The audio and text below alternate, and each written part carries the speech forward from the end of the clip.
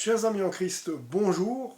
Donc aujourd'hui je vous propose la lecture de la bonne semence. Vous connaissez le calendrier La Bonne Semence, donc un verset chaque jour. Et aujourd'hui justement j'aimerais vous lire le verset de demain. Donc oui, le verset de demain. Et oui, parce que ça ne sert plus à rien que je vous lise. Pardon. Ça sert à rien que je vous lise aujourd'hui le verset d'aujourd'hui, parce qu'en fait, voilà, la journée est passée. Donc, dans la bonne semence pour demain, 19 janvier, jeudi. Donc, Jésus dit, venez à moi, vous tous qui êtes fatigués et qui êtes chargés, et moi je vous donnerai du repos. Prenez mon joug sur vous et apprenez de moi. Car je suis de bon air et humble de cœur, et vous trouverez le repos de vos âmes. C'est des passages bibliques bien connus de Matthieu 11, 28 et 29. Donc, venez à moi, vous tous qui êtes fatigués et chargés, et moi je vous donnerai du repos. C'est-à-dire qu'il faut lâcher prise dans la vie sur les pensées qu'on a, les projets qu'on a, la vue du monde qu'on a, et puis toujours vouloir faire la course effrénée, comme chaque être humain le fait, à la situation professionnelle, à la situation sociale, à l'argent, parce qu'en fait c'est pas ça qui est important. Oui, l'argent il en faut pour vivre, mais nous n'avons strictement pas besoin d'une fortune colossale pour justement vivre heureux, et surtout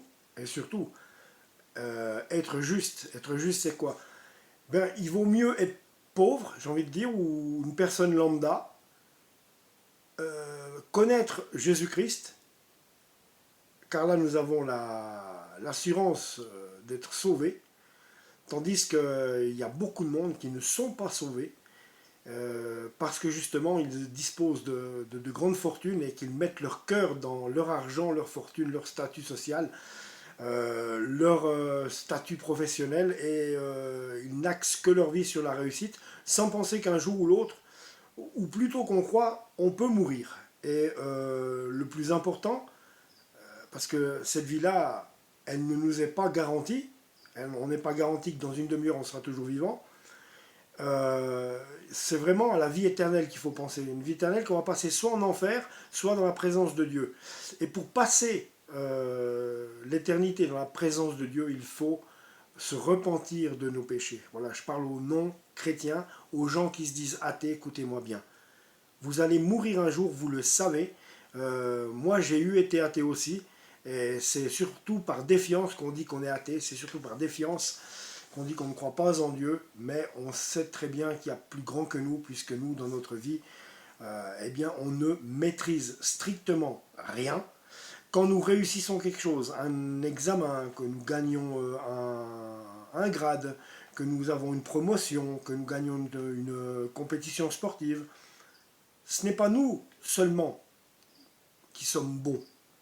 C'est surtout Dieu qui nous a permis de gagner ce match, gagner cette course, gagner le fait d'avoir un diplôme tel et tel, le fait de même gagner au loto. Et oui, tout ça, c'est parce que toutes ces circonstances, la vie n'est basée que de circonstances, et les circonstances, c'est Dieu qui les met sur notre route.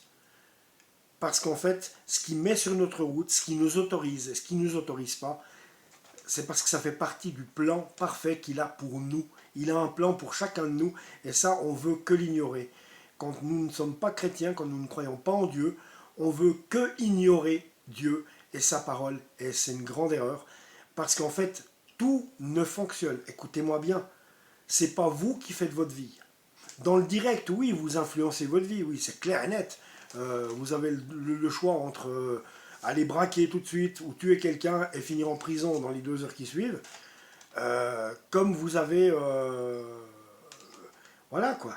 Vous avez le choix de vous dire aussi, voilà, Ce qui est important dans la vie, c'est pas la gloriole, gloire, amour et beauté, c'est pas ça l'important, même si ça fait drôlement envie quand on est jeune. Après, on réfléchit un peu plus quand on vieillit, parce que de toute façon, quand on est jeune, on croit qu'on est les rois du monde, mais on n'est rien du tout, parce que vous apercevrez, ceux qui ont entre 20 et 30 ans, quand vous aurez 10, 20 ans de plus, vous verrez que vous ne maîtrisez strictement rien, et l'être humain ne maîtrise pas sa vie. Tout ce qui vous arrive, toutes les circonstances qui vous arrivent, c'est Dieu qui les place sur votre chemin, bonnes ou mauvaises. Et quand elles sont mauvaises, c'est qu'il y a une bonne raison qu'on ne connaît pas. Soit on peut en trouver la signification, parce qu'on peut lui demander au Seigneur de nous dire, mais pourquoi tu permets ça dans ma vie? Et soit il vous le fera comprendre, comme à moi il m'a fait comprendre énormément de choses. J'ai eu une vie très chaotique. J'ai vécu à la rue, j'ai vécu dans le péché, la drogue, l'alcool. Et avant qu'ils viennent me chercher, me reprennent par les cheveux, qu'ils me fassent comprendre maintenant, depuis 6 ans que je suis devenu chrétien, qu'ils me fassent comprendre maintenant, jour après jour, les pourquoi des comment. Et aujourd'hui, je n'ai plus de questions sur ma vie. Je n'ai plus de questions de savoir d'où on vient, puisque je sais d'où on vient. Je n'ai pas plus de questions de savoir où je vais, puisque je sais où je vais. Parce que j'ai donné ma vie à Christ, parce que je me suis repenti. Donc il vous faut, numéro 1, vous repentir. Pourquoi? Jésus-Christ a donné sa vie pour vous à la croix. Il s'est laissé crucifier. C'était le plan parfait de Dieu pour récupérer toutes nos âmes, nous tous qui sommes sa descendance. Après le péché de nos premiers parents, Adam et Ève, Dieu n'a eu qu'une solution, c'était d'envoyer Jésus-Christ, son Fils, sur la terre, pour qu'il se fasse crucifier, afin qu'il prenne sur lui toutes nos fautes, c'est-à-dire les tiennes, les miennes, et celles du monde entier, de toutes les générations, depuis la naissance de la terre, qu'il prenne sur lui toutes nos fautes, afin que nous soyons sauvés. Mais pour être sauvés, il faut accepter ce sacrifice de Jésus-Christ.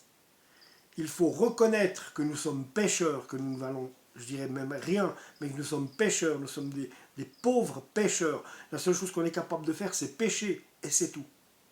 C'est ça qu'il faut reconnaître, que nous sommes pécheurs, et croire que Jésus-Christ a donné sa vie pour nous à la croix. Dans Jean 3,16, dans la Bible, il est dit, car Dieu a tant aimé le monde qu'il a donné son Fils unique, afin que quiconque croit en lui ne périsse point, mais ait la vie éternelle. Ça s'adapte aussi pour toi qui ne crois pas en Dieu. C'est aussi valable pour toi parce que tu es sa création aussi.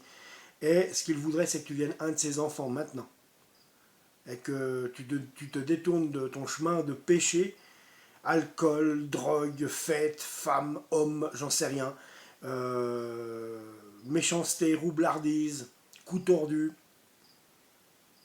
et que tu prennes ta place maintenant comme tu dois la prendre si tu as envie de pouvoir jouir après ton décès sur terre de la vie éternelle dans le royaume céleste des cieux. Parce que c'est là que nous sommes voués à aller.